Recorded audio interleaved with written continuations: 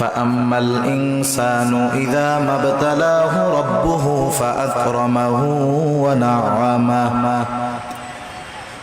আল্লাহ রাব্বুল আলামিন বলেন ফাআম্মাল ইনসানু ইযা মাবতালাহু রাব্বুহু মানুষকে যখন তার রব পরীক্ষা করার জন্য ফাআকরামাহু ওয়া নাআমা তাকে সম্মান দেয় আর সম্মান দেয় সম্পদের মালিক বানায়া দেয়। একটু খেয়াল করেন আল্লাহ তাআলা বলতেছেন মানুষকে পরীক্ষা করার জন্য যখন তার রব তাকে সম্মান দেয় সম্পদ দেয় তাকে নিয়ামত প্রদান করে সে নামাজ না পড়ুক রোজা না রাখুক সে মানুষের কাছে বলে বেড়ায় ফায়াকুলু রব্বি আকরামান আমার রব আমাকে সম্মানিত করেছে।